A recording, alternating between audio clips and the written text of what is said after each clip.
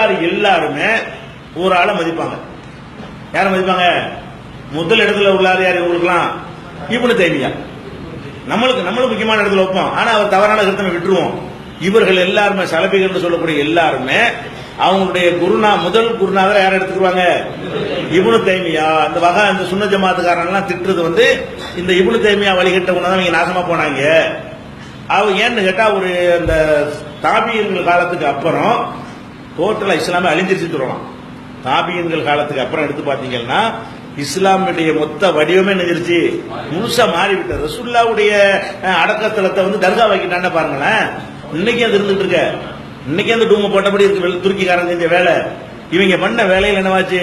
ரொம்ப பெரிய மாற்றம் ஏற்பட்டு ஒவ்வொரு மக்காவில் போய் இறங்குனீங்கன்னா ஒவ்வொரு பத்ர் சஹாபி பேர்லயும் ஒரு தர்கா, பத்ர் சஹாபி ஒருத்தர் பேர்ல என்ன இருக்கேன் ஒரு தர்கா வச்சு அந்த அளவுக்கு ரொம்ப கொடூரமெல்லாம் செஞ்சுட்டு இருந்தாங்க.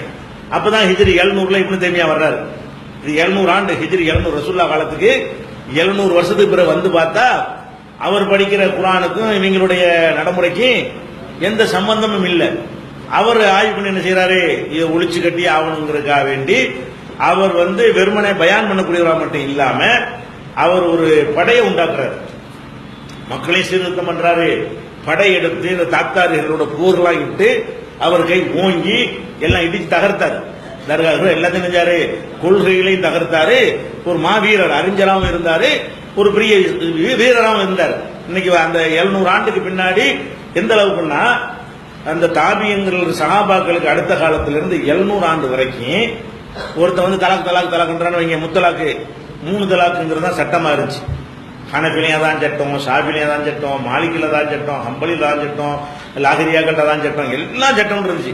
இவர் என்ன பண்ணாரு? ரசூலுல்லாஹ் காலத்தில் இப்படி இருக்கும்போது அதை மீற உமர் யாரு, உஸ்மான் யாரு, அலி யாருன்னு கேட்டார். யாரு கேட்டா? இப்னு தைமியா கேட்டார். கேட்டு நினைஞ்சாரு 3 தலாக்குன்னு சொன்னானே, ஒரு தலாக்கு தான். முத்தலாக்குன்னு சொன்னா ஒரு தலாக், ஒரு தடவை சொன்னால் ஒரு தலாக்கு தானே தவிர அவங்க மறுபடியும் சேர்ந்து வாழலாம்.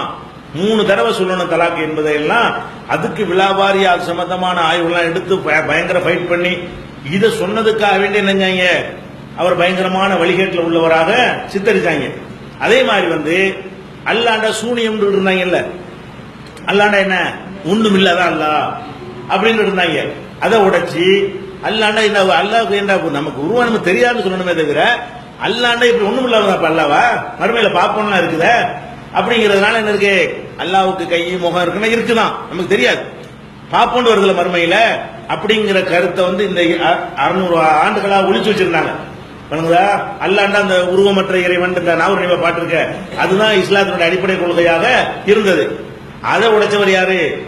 இந்த 700 ஆண்டுகளா 600 ஆண்டுகள் நாசமா போய் கிடந்ததை உடைச்சு எடுத்து அந்த 700க்கு பிறகுதான் எழுச்சிய 700க்கு பிறகுதான் இஸ்லாமுக்கு எழுச்சி நெஞ்சு பரவலாக எல்லா பக்கமும் தௌஹீத் வந்தது. இந்த தர்கா வழிபாட்டை எதிர்த்து ஒரு பிரச்சாரம் பண்ணக்கூடிய அணிகள் உருவானது. இப்ப நம்ம எல்லாத்துக்கும் அவர் முன்னோடிய நிற்பார். இந்த உம்மத்துல தௌஹீத் நிலைநாட்டுவதற்காக வேண்டி களமிறங்கினதுல ஃபர்ஸ்ட் இடத்தை நம்ம அபூபக்கர் அவர்களுக்கு கொடுத்தோமையானால் அவர் தான் கொடுக்கணும். இல்லாட்டி ரசூலுல்லாஹ்வை செலவழிச்சிட்டு போயிருப்பாங்க. ரசூலுல்லாஹ் மூத்தா போற நேரத்தில் அவர் அந்த ஸ்டாண்ட் எடுக்கலன்னு சொன்னா ரசூலுல்லாஹ் மூத்தா போற என்ன பள்ளிவாசல்லாம் ரசூலுல்லாஹ் கோயிலா போயிருக்கும். அதை தடுத்து நிறுத்தி தௌஹீதுக்கு இந்த உம்மத்துல தௌஹீதுக்கு ஒரு ஆளை முன்னாடி நிறுத்தா நம்ம யாரை நிப்பாட்டுவோம்? அபூபக்கர் அவர்கள் நிப்பாட்டுவோம். அதுக்கு பிறகு வந்த தலைமுறை அப்படி நாசமா போன பிறகு குர்ஆன் ஹதீஸ் தான் மார்க்கம்ங்கறத அடிச்சு சொன்னவர்ல யார் முக்கியமான ஆளு?